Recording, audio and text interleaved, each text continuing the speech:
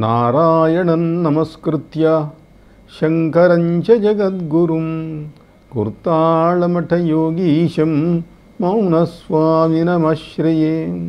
నరసురసిద్ధ కిం పురుషనాగనభశ్చరముఖ్యులెల్ల నీ కరుణయ వేచిమండ్రు త్రిజగంబులు నీ కులిశాభిరక్షణ స్ఫురణనజేసి సుస్థిరత బొందు పురందరా సర్వలోక సుందరా శరణంబునాకగుము దానవసూదనా పాకశాసనా. నరులు సురులు సిద్ధులు కిన్నరులు కింపురుషులు సమస్త జాతుల వాళ్ళు కూడా నీ కరుణ కోసమే వేచి ఉంటారు స్వామి. మూడు లోకములు నీవు రక్షిస్తూ ఉంటావు కనుక మా బిడ్డలను కాపాడు, వాళ్లకు ప్రాణాన్ని ప్రసాదించు అని అంటే ఆయన ఇంద్రుడు అమృతం కురిపించి వాళ్ళందరినీ బతికించినట్టుగా మనకు భారతం చెబుతున్నది. అంటే ఆ కాలంలో ఇంద్రుణ్ణి మించినటువంటి దేవుడు లేడు. నెమ్మదిగా చారిత్రకంగా చూస్తే డౌన్ ఫాల్ ఆఫ్ ఇంద్ర, ఇంగ్లీష్లో చెబుతుంటారు downfall of rise and fall of Roman empire అని హిస్టరీలో పాఠాలు చెబుతుంటారు. అట్నే ఇక్కడ కూడా ఇంద్రుడికి డౌన్ ఫాల్ వచ్చేసింది. తర్వాత వచ్చేసి ఇంద్రుడు అంటే ఏదో మహర్షులు ఎవరో తపస్సు చేస్తుంటే వాళ్ళ తపస్సు చెడగొట్టడానికి అప్సరసలను పంపిస్తుంటాడు. ఎప్పుడో ఏదో అప్సరసలతో క్రీడిస్తుంటాడు. ఇందేముంది, శివుడు విష్ణువు పెద్ద దేవతలు అని మనకి వాళ్ళ అనుకుంటాం. ఒకప్పుడు అదేం లేదు.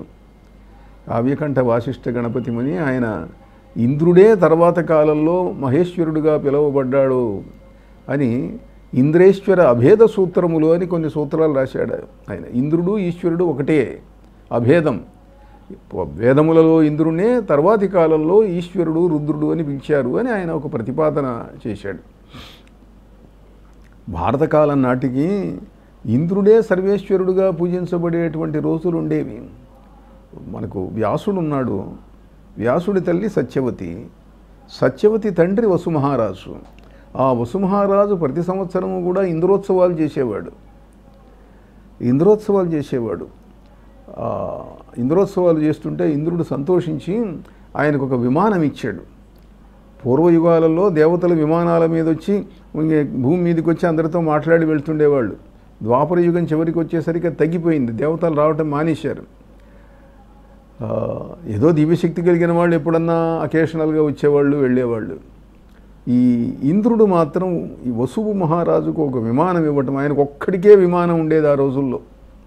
ఆ విమానం మీద ఆయన తిరుగుతుండేవాడు. అందుకని ఆయన అందరూ ఉపరిచర వసువు అని పిలిచేవాళ్ళు. ఉపరిచర అంటే పైన తిరిగేటువంటి వసు మహారాజు అని ఆ శబ్దానికి అర్థం. ఆయన సరే ఇంద్రోత్సవాలు చేస్తుండేటువంటి వాడు. నందుడు కూడా, యశోదానందులు కృష్ణుడిని పెంచినటువంటి నందుడు కూడా ఇంద్రోత్సవాలు చేద్దాము ప్రతి ఏడు చేసేవాడు. ఇంద్రోత్సవాలు చేస్తే ఇంద్రుడు వానలు కురిపిస్తాడు.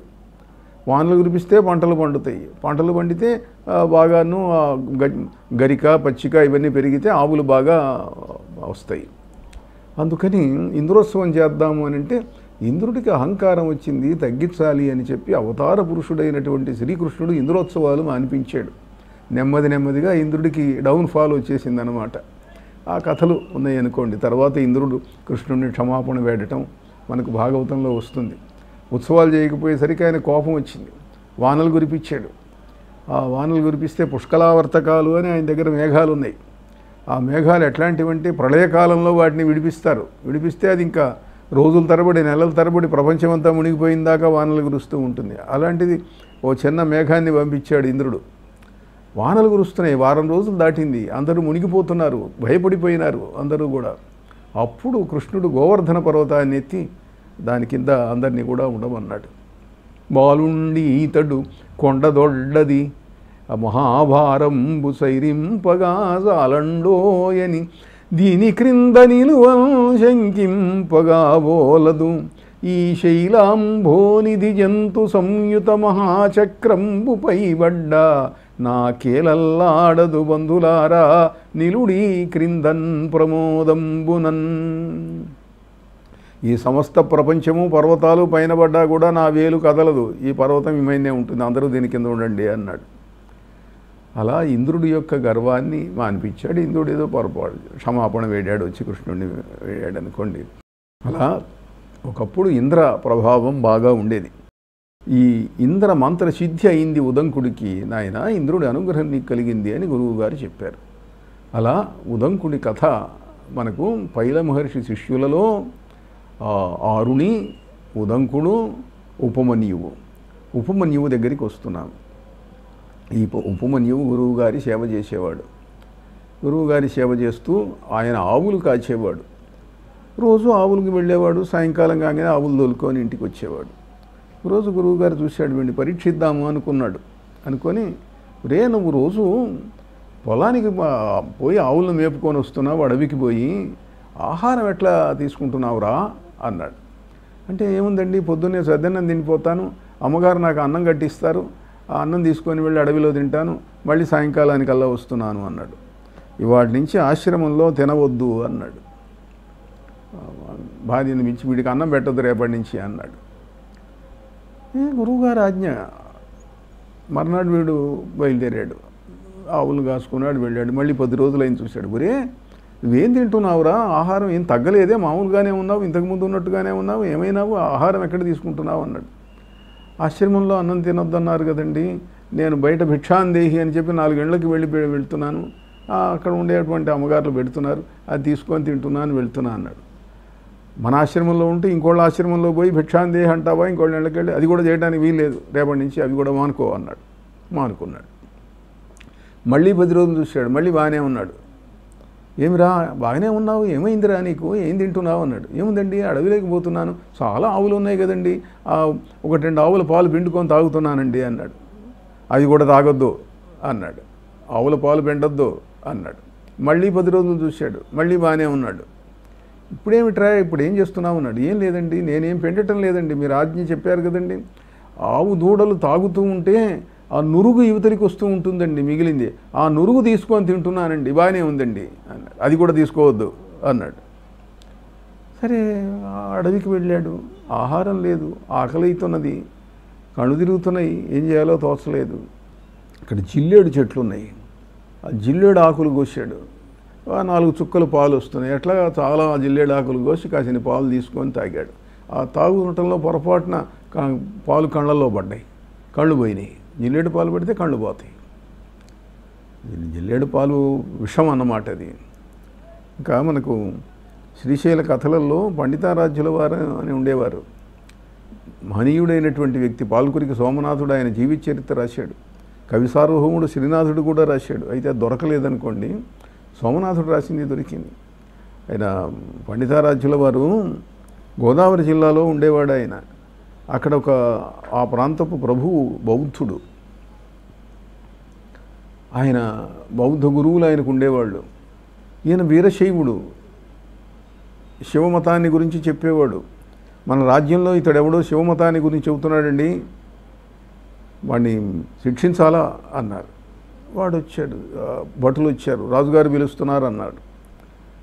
పండితారాధ్యుల వారు వెళ్ళాడు. ఏమయ్యా నువ్వు శివభక్తిని చెబుతున్నావుట, బుద్ధుడి కంటే శివుడు గొప్పవాడు అంటున్నావుట అంటే, అవునండి అంటున్నానండి.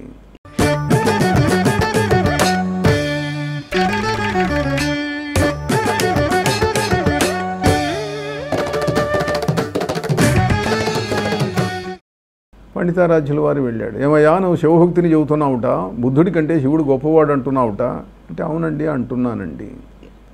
ఎట్లా గొప్పవాడు? బుద్ధుడు గొప్పవాడు, నాతో వాదించమనండి, మీ పండితులు ఉన్నారు, వాదించమనండి అన్నాడు. వాదించాడు. వాదనలో బౌద్ధ గురువులు ఈయన ముందు నిలవలేకపోయినారు, ఓడిపోయినారు. రాజుగారు ఏం మాట్లాడలేదు, ఆశ్రమానికి వెళ్ళాడు మళ్ళీ ఇంటికి. ఆ రోజు రాత్రి ఈయన మీద కోపంతో ఈయన ఇల్లు తగలబెట్టడానికి ప్రయత్నం చేశారు బౌద్ధులు. ఈయన ఉన్న వసతి ఏదో సత్రంలోనో ఎక్కడో ఉన్నాడు, తగలబెట్టారు. ఈయన ఏదో ప్రాణాలతో బయటికి వచ్చాడు. బయటికి వస్తే ఈయన శిష్యులో కోపం వచ్చింది. కోపం వచ్చి దీనికి అంతటికీ మూలకారకుడు రాజగురువు అయినటువంటి బౌద్ధాచార్యుడు అని చెప్పి ఆ బౌద్ధాచార్యుడిని చంపేశారు. మర్నాడు హత్యానేరం, పండితారాధ్యుల వారు హత్య చేయించాడు. మళ్ళీ భటులు వచ్చారు, తీసుకెళ్లారు. ఏమయ్యా నువ్వు మా గురువు గారిని హత్య చేశావు, నీ మీద ఆరోపణ వచ్చింది. నేను చేయలేదండి. నువ్వు చేయకపోతే ఎవరు చేస్తారు? మీ శిష్యులు చేశారట, నువ్వు చెప్పండి వాళ్ళు ఎందుకు చేస్తారు? నేను ఎందుకు చెబుతానండి, నాకేం అవసరం? నన్నే హత్య చేయడానికి ప్రయత్నించారు. లేదు, నేను నమ్మను, నువ్వు హత్య చేశావు అని నేను నిర్ణయించాను, చేయించావు అని చెప్పి నీకు శిక్ష విధిస్తున్నాను అన్నాడు. ఏం మాట్లాడతాడు? ఏం మాట్లాడలేదు. నీకు కళ్ళు పీకించమని శిక్ష వేస్తున్నాను అన్నాడు. అంటే మీ శిక్ష మీ భటులు అమలు చేయక్కర్లేదు, నేనే కళ్ళు పీకిస్తాను, తీసుకోండి అన్నాడు. రెండు చేతులతోటి గోళ్లతోటి గుడ్లు పీకి రాజుగారి ముందు నిల్చొని, మహారాజా ఇవిగో నా కళ్ళు, మీ శిక్ష నేను అమలు చేశాను, ఇంకా శిక్ష అయిపోయినట్టే కదా అన్నాడు. అంటే ఈ బౌద్ధాచార్యులు వీడేదో మోసం చేస్తున్నాడండి, వీడేదో కనుకొట్టు కట్టాడు, ఇంద్రజాలం చేస్తున్నాడు, ఇది నిజంగా వాడు పీక్కోలేదండి, పీక్కున్నట్టు మనకు కనిపిస్తున్నదండి అన్నాడు. అంటే రాజా, ఇంతమంది ఉన్నారు ఇక్కడ, సభలో ఇంతమంది ఉన్నారు, ఇంతమందిని నేనేం చేస్తాను, కావాలంటే మళ్ళీ చేసిస్తాను అన్నాడు. ఆ కళ్ళు రెండు అట్లా పెట్టుకున్నాడు, అతుక్కున్నాయి, మళ్ళీ వీకిచ్చాడు. 3 సార్లు అట్లా చేశాడు. రాజుగారు నమ్మలేదు. మేము నమ్మం అన్నాడు. అని ఏం చేశాడంటే భటులను పిలిపించి, ఆయన పీక్కోవటం కాదు, మీరు కత్తితో పీకి నా ముందు పెట్టండి అన్నాడు. భటులు కత్తితోటి పీకి ఆ గుడ్లు రాజుగారి ముందు పెట్టారు. వీటిని సుత్తితో చితగ్గొట్టండి అన్నాడు. సుత్తితో చితగ్గొట్టారు గుడ్లు. జిల్లేడు పాలు తీసుకొచ్చి వాడి కళ్ళల్లో పోయండి అన్నారు. కళ్ళల్లో పోశారు. కళ్ళల్లో పోసేసరికి కళ్ళు పూర్తిగా పోయినాయి. ఇంకా శిక్ష అమలు చేశాం, ఇంకా తెచ్చుకో చేత అయితే కళ్ళు అన్నారు. మంచిది మహారాజా, మీ శిక్ష మీరు విధించారు, ఇంకా నేను వెళ్ళొచ్చు కదా అంటే, వెళ్ళు, ఇంకేం పర్వాలేదు అన్నారు. ఆయన బయలుదేరాడు. బయలుదేరి అమరావతికి వచ్చాడు. గోదావరి జిల్లా నుంచి అమరావతికి వచ్చాడు. అమరావతికి వచ్చి అమరేశ్వరుణ్ణి ప్రార్థించాడు. కృష్ణానదిలో స్నానం చేశాడు. అమరేశ్వరుణ్ణి ప్రార్థించాడు. స్వామి జయపాలనయన శ్రితలోలనయన శీతశైలశయన శర్వా జయ కాల కాల జయ మృత్యు మృత్యు జయ దేవ దేవ శంభో ప్రార్థించాడు. కళ్ళు వచ్చినాయి. అమరేశ్వరుడు మహిమాన్వితుడైనటువంటి వ్యక్తి, పండితారాధ్యుల వారికి కళ్ళు ప్రసాదించినటువంటి వ్యక్తి ఆయన. అలా అద్భుతమైనటువంటి శక్తి కలిగినటువంటి పండితారాధ్యుడి కళ్ళల్లో జిల్లేడు పాలు పోసినా కూడా ఇలా జరిగింది శివుడి యొక్క అనుగ్రహం వల్ల. మనం ఉపమన్యువు దగ్గర ఉన్నాం. ఉపమన్యువు దగ్గర కూడా ఇలా ఆయనకు కళ్ళు పోయినాయి. కళ్ళు పోతే సాయంకాలం అయింది. ఆవులు అంబారవాలు చేస్తూ నడుస్తున్నాయి ఇంటికి, ఆశ్రమానికి వెళ్ళటానికి. జంతువులకు దోవ తెలుసు. వాటి వెంట పడ్డాడు ఈయన. నెమ్మదిగా దాని తోక పట్టుకొని నెమ్మదిగా నడుస్తున్నాడు. అదేదో తోక బిదిలించుకొని ముందుకు పోయింది. కొంత దూరం పోయిన తర్వాత దోవ తెలియక ఒక గోతిలో పడ్డాడు. గోతిలో పడ్డాడు. ఆవులన్నీ ఇంటికి వెళ్ళిపోయినాయి, ఆశ్రమానికి వెళ్ళిపోయినాయి. ఇతడు రాలేదు. రే ఏమైనాడురా, ఉపమన్యువు ఎక్కడున్నాడు అని అన్నారు. ఉపమన్యువు గురువుగారు అడిగాడు. రాలేదండి, ఆవులన్నీ వచ్చినాయి అన్నారు. ఎక్కడున్నాడు ఉపమన్యువు, పదండి వెతకాలే అన్నాడు. అడవికి వెళ్ళారు. దోవలు మామూలుగా ఆవులు మేసే చోట్లు తెలుసు కాబట్టి వెళ్ళి ఆయన పెద్దగా అన్నాడు, ఉపమన్యువు ఎక్కడున్నావురా నాయనా అన్నాడు. గురువుగారు గోతిలో ఉన్నానండి, పొరపాటున గోతిలో పడ్డానండి, లేవలేకుండా ఉన్నాను, పైకి రాలేకుండా ఉన్నాను, నాకు పై ఎంత ఎత్తునున్నదో తెలియటం లేదు అన్నాడు. సరికి ఏమైందిరా, గోతిలో ఎందుకు పడ్డావు అన్నాడు. జరిగింది చెప్పాడు. అట్లాగా నాయన, ఎంత పని జరిగిందిరా, అశ్వినీ దేవతలను స్తోత్రం చేయి, చేస్తే కళ్ళు వస్తాయి అన్నాడు. నాకు రాదు కదండి అన్నాడు. రాదేమిటి, వస్తుంది అంతే, చెయ్యి అన్నాడు. గురువుగారి మాట, ఆయన తపస్సంపన్నుడు, ఆయన అనుగ్రహం వల్ల అతడి నోటి వెంట మంత్రాలు రావటం మొదలుపెట్టినాయి. అద్భుతమైనటువంటి అశ్వినీ దేవతల యొక్క రుక్కులు ఉపమన్యుడి నోటి వెంట వచ్చినాయి. ఆ ఉపమన్యుడు నోటి వెంట వచ్చినటువంటి ఆ రుక్కులు 1-2 చూడండి. ప్రపూర్వగౌ పూర్వజౌ చిత్రభాను గిరావాశంసావి తపసాఖ్యనంతౌ దివ్యౌ సుపర్ణౌ వరజౌ విమానౌ విమానావధిక్షిపంతౌ భువనాని విశ్వా హిరణ్మయౌ శకునీ సాంపరాయౌ నాసత్యదస్రౌ సువసౌ వైజయంతౌ శుక్రం వయంతౌ తరసానువేమావధివ్యయంతావశితం వివస్వతః. అలా మహనీయమైనటువంటి దివ్య రుక్కులు ఉపమన్యు మహర్షి నోటి వెంట వచ్చింది. గురువుగారు చూశాడు, ఎవడి నోటి వెంట మంత్రం వచ్చిందో, మంత్రం ఎవరిస్తారు, దేవతలు ఎవరికిస్తారు? ధ్యానంలో సిద్ధుడైనటువంటి వ్యక్తికి దేవతలు మంత్రాన్ని అనుగ్రహిస్తారు. ఆ మంత్రం లోకంలోకి వస్తుంది. తర్వాత మంత్రములన్నీ దేవతలు ఇచ్చినటువంటివి. ఇతడు మంత్రద్రష్ట అయినాడు.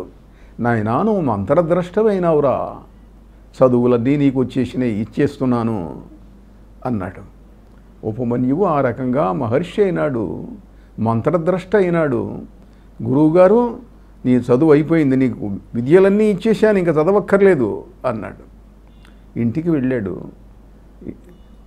ఆశ్రమం నుంచి వెళ్ళిన తర్వాత నేను ఇంకా తపస్సు చెయ్యాలి, పరమేశ్వరుడి యొక్క అనుగ్రహాన్ని పొందాలి. అనుగ్రహం లేకుండా ఈ జీవితంలో సాధించేదేముంది? మామూలు ఏదో పెళ్ళి, సంతానము, వివాహము ఇవే కదా, అవి ఎప్పుడైనా చేయొచ్చు అని హిమాలయాలకు వెళ్ళాడు. మళ్ళీ సిద్ధాశ్రమానికి వెళ్ళాడు. అక్కడ తీవ్రమైన తపస్సు చేశాడు.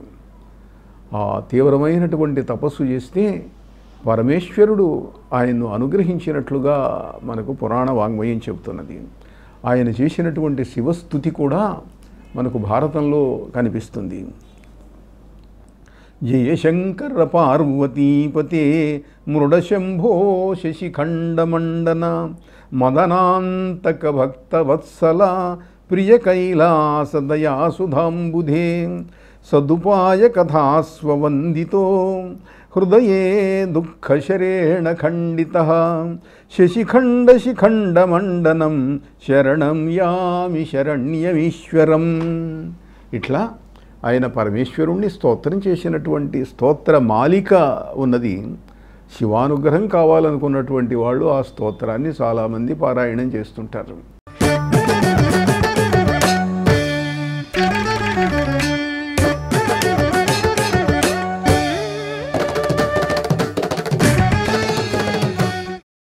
ఇట్లా అనేక సంవత్సరాలు తపస్సు చేశాడు. మనకు ప్రాచీన కాలంలో తపస్సు అన్న దాని గురించి వింటుంటే అతడు 100 ఏళ్ళు తపస్సు చేశాను, ఇతడు 1000 ఏళ్ళు తపస్సు చేశాను అని ఇట్లా కనిపిస్తుంది. మనకి ఇప్పుడేమో 2 రోజులు ఉపవాసం ఉండి తపస్సు చేయాలంటే మన వల్ల కావటం లేదు. సామాన్యులందరూ అట్లా ఉన్నారు. పరిస్థితులు, శక్తి తగ్గిపోయింది మానవులలో. పరమేశ్వరుడు ప్రత్యక్షమైనాడు, ఆయన అనుగ్రహించాడు, దివ్యమైన శక్తులు ఇచ్చాడు, తపస్సంపన్నుడైనాడు. హిమాలయాలలో ఉపమన్యు మహర్షి అంటే అసామాన్యుడైనటువంటి వ్యక్తిగా భాషించాడు. ఆ సమయంలో శ్రీకృష్ణుడు ద్వారకలో ఉన్నాడు. ద్వారకలో అష్టమహిషులు ఉన్నారు. పిల్లలు లేరు. రుక్మిణీదేవి గర్భవతి అయింది. గర్భవతి పిల్లవాడు పుట్టాడు. ఆ పిల్లవాడిని ప్రసూతి గృహంలోనే ఎవరో అపహరించుకొని పోయినారు. ఎవరు తీసుకెళ్లారో తెలియదు. కృష్ణుడు తెలిసినా తెలిసిన వాడిలాగా తెలియని వాడిలాగా నటించాడు అని భాగవతం చెబుతుంది మనకు. శంబరాసురుడు తీసుకెళ్ళాడు మోసం చేసి. శంబరుడి దగ్గర ఉన్నాడు ప్రద్యుమ్నుడు. ఆ ప్రద్యుమ్నుడిని దాదిగా ప్రద్యుమ్నుడి దగ్గర పూర్వజన్మలో మన్మధుడి భార్య అయినటువంటి రతీదేవి, మన్మధుడే ప్రద్యుమ్నుడుగా పుట్టాడు. ఆ రతీదేవి ఒక దాదిలాగా వెళ్ళి ఆ పిల్లవాడిని సాకింది. వాడు చంపలే, ఏదో పెరగనీలే, కృష్ణుడికి కష్టం కలిగించాలి అని అతడి ధ్యేయం. అలా ప్రద్యుమ్నుడు అక్కడ పెరుగుతున్నాడు అనుకోండి. ఇక్కడ పిల్లవాడు పుట్టాడు, ఏమైపోయినాడో తెలియదు. అయ్యో ఏమైపోయినాడు, అందరిలాగా కృష్ణుడు కూడా బాధపడుతూనే ఉన్నాడు. తర్వాత కొన్నాళ్లకు జాంబవతి అంటే జాంబవంతుడి యొక్క కూతుర్ని పెళ్లి చేసుకున్నాడు. మనకు వినాయక చవితి కథల్లో వస్తుంది. ఆ జాంబవతి అడిగింది ఒకసారి కృష్ణుడిని, స్వామి నాకు సంతానం కావాలి, పిల్లలు పుట్టాలి, పెళ్ళి చాలా కాలమైంది, పిల్లలు పుట్టడం లేదు, సంతానాన్ని అనుగ్రహించండి అని ప్రార్థించింది. ప్రార్థిస్తే కృష్ణుడు అన్నాడు, సంతానం కావాలంటే మరి సంతానం కలగటం లేదు, పరమేశ్వరుణ్ణి గురించి తపస్సు చేసి నీకు పిల్లవాడు పుట్టేట్టుగా వరం తీసుకొస్తాను, నేను శివుణ్ణి గురించి తపస్సు చేస్తాను అన్నాడు కృష్ణుడు. కృష్ణుడే భగవంతుడు, ఆయన శివుని గురించి తపస్సు చేయటం ఏమిటి? శివాయ విష్ణురూపాయ శివరూపాయ విష్ణవే శివస్య హృదయం విష్ణోశ్చ హృదయం శివ. శివుడు విష్ణువు ఒకటే అని మనకు వాంగ్మయం చెబుతున్నది. అయితే శైవులేమో శివుడు సర్వేశ్వరుడు అంటారు, వైష్ణవులేమో విష్ణువు సర్వేశ్వరుడు అంటారు. వాళ్ళిద్దరూ ఒకటే అని వేదవేత్తలతో చెబుతూ ఉంటారు. కృష్ణుడు బయలుదేరాడు శివుని గురించి తపస్సు చేయాలి. తపస్సు చేయాలనంటే ఎట్లా? హిమాలయాలకు వెళ్ళి తపస్సు చేస్తాను, నేను సిద్ధాశ్రమానికి వెళ్ళి తపస్సు చేస్తాను. అక్కడి ఋషుల యొక్క అనుగ్రహం కలగాలి, సద్గురువులు సిద్ధించాలి, వాళ్ళ అనుగ్రహం వస్తే నాకు ఈ కోరిక తీరుతుంది అని కృష్ణుడు బయలుదేరాట. తపస్సు చేశాడు, అంతవరకు భాగవతంలో ఉన్నది. శివుడి యొక్క వరం వల్ల పిల్లవాడు పుట్టాడు అని ఉన్నది. కానీ ఈ తపస్సు యొక్క వివరాలు ఇవన్నీ దేవీ భాగవతంలో మనకు బాగా వివరాలు కనిపిస్తాయి. దేవీ భాగవతం ప్రకారం కృష్ణుడు బయలుదేరి హిమాలయాలకు వెళ్ళాడు. హిమాలయాలకు వెళ్ళి ఉపమన్యు మహర్షి ఆశ్రమానికి వెళ్ళాడు. ఉపమన్యు మహర్షి ఆశ్రమానికి వెళ్ళి, మహర్షి నాకు శివుణ్ణి గురించి తపస్సు చేయాలని ఉన్నది, సంతానం కావాలి, నాకు శివమంత్రాన్ని ఉపదేశించండి అన్నాడు. శివమంత్రం అంటే మామూలుగా అందరికీ తెలుసు, పంచాక్షరీ మంత్రం నమ శివాయ. ఆయన ఓ ప్రత్యేక మంత్రం పిలిపిలి మిలిమిలి అని కొన్ని బీజాక్షరాలు కలిపి ఒక విచిత్రమైనటువంటి మంత్రాన్ని ఉపదేశించినట్టుగా మనకు అగ్ని పురాణం చెబుతున్నది. ఆయనకు పాశుపత దీక్ష ఇచ్చాట. పాశుపత దీక్ష దేవీ భాగవతంలో చెబుతారు, దండీ ముండీ బభూవః. పాశుపత దీక్ష ఇచ్చేటైతే సన్యాసం తీసుకునేటప్పుడు ఎట్టనైతే దండం ఇస్తారో గురువులు శిష్యుడికి, పాశుపత దీక్షలో కూడా దండం ఇస్తారు. అంతేకాదు ముండిత శిరస్కుడు కావాలి, శిరస్సు మీద కేశములు ఉండకూడదు. పాశుపత దీక్షలో అది ప్రధానమైనటువంటిది. అంటే సన్యాస దీక్ష కాదు కానీ సన్యాస దీక్ష లాంటిది కృష్ణుడికి ఇచ్చాడు. సన్యాసం వచ్చింది పిల్లల కోసం, అయితే సన్యాసం తీసుకుంటే ఎట్లా? అందుకని సన్యాస దీక్ష లాంటిది ఇది పాశుపత దీక్ష. కృష్ణుడు శిరస్సు మీద కేశములు తొలగించారు, దండం ఇచ్చాడు, మంత్రం చెప్పాడు, ఈ మంత్రం చేయి నీకు శివుడు అనుగ్రహిస్తాడు అన్నాడు. శివానుగ్రహం పొందిన వ్యక్తి ఉపమన్యువు. ఆయన వెళ్ళి కృష్ణుడు వెళ్ళి శివుణ్ణి గురించి తపస్సు చేశాడు. కొంతగా కాలం గడిచిన తర్వాత శివుడు పార్వతీ సమేతుడై ప్రత్యక్షమైనాడు. దేవీ భాగవతం ప్రకారం కృష్ణుడు సర్వజ్ఞుడు కాడు, ఆయనకు భూత భవిష్యత్ వర్తమానాలు తెలియవు, మానవ శరీరంలో ఉన్నాడు. శివపార్వతులు ప్రత్యక్షంగానే, కృష్ణ నువ్వు ఏం కావాలయ్యా నీకు, నువ్వు మాతోటి వాడివి, విష్ణుమూర్తివి, నువ్వు ఎందుకు తపస్సు చేశావు అన్నారు. అంటే విష్ణుమూర్తినైనా అప్పుడప్పుడు కొంతమంది మహర్షులు చెబుతుంటే వింటున్నానండి, కానీ నాకేం తెలియదండి, నాకేం దివ్యశక్తులు లేవు, దివ్యజ్ఞానం లేదు, మా పిల్లవాడిని ఎవడో ఎత్తుకుపోయినాడు, ఎవడెత్తుకుపోయినాడో తెలియదు నాకు, ఈ మానవ శరీరంలో ఉండటం మూలాన నాకేమీ తెలియటం లేదండి, నేను అజ్ఞానిగా ఉన్నాను అని పరమేశ్వరుడితో విన్నవించుకొని దుఃఖపడ్డాట కృష్ణుడు. అంటే శివుడు అన్నాడు, మానవ శరీరంలో ఉన్నప్పుడు తప్పదయ్యా, ఇది మరపు సహజం, మరపు వచ్చేస్తుంది, తానెవరో తెలియదు మానవుడికి. కనుక ఈ మరపు పోవాలి అని అంటే ఏదో అప్పుడప్పుడు మేము వచ్చి నీకు చెబుతుంటాం, మహర్షులు గుర్తు చేస్తుంటారు, అంతవరకు ఉండని, నీకు ఏం కావాలన్నా మేము చూస్తుంటాము, నీకు ఏ ఇబ్బంది లేకుండా చూస్తాము అని ఓదార్చి సంతానం కలుగుతుందని వరమిచ్చి పంపించారట.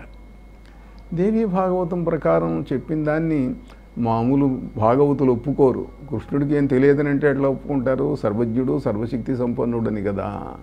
కనుక సరే, దేవీ భాగవతం ప్రకారం ఇది. అక్కడి నుంచి బయలుదేరి వస్తున్నాడు కృష్ణుడు. వస్తూ ఉంటే ఒక రాక్షసుడు ఉన్నాడు, ఘంటాకర్ణుడు అని, అతడు ఆశ్రమం మీదిగా వస్తున్నాడు. ఆ ఘంటాకర్ణుడు చూసి లోపలికి ఆహ్వానించి, స్వామి మీకోసమే నేను తపస్సు చేస్తున్నాను, నన్ను అనుగ్రహించండి అన్నాడు. వెళ్ళాడు. వెళితే చూశాడు.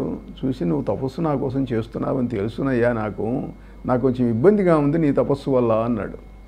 ఏమిటంటే, నువ్వు రాక్షసుడివి, నువ్వు మాంసాహారివి, నువ్వు రోజు నాకు మాంసం నైవేద్యం పెడుతున్నావు, నేనేమో శాకాహారిని, నువ్వు నైవేద్యం పెట్టింది తీసుకోలేకుండా ఉన్నాను, కాస్త అది నైవేద్యం పెట్టడం మానేసి నాకు ఏదో పాలు పండ్లు పెట్టు చాలే అన్నాడు.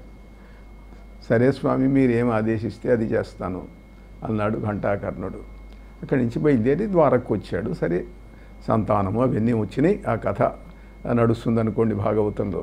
ఇట్లా ఉపమన్యు మహర్షి అసామాన్యమైనటువంటి శక్తి సంపదలు కలిగినటువంటి వాడు, మహనీయుడు.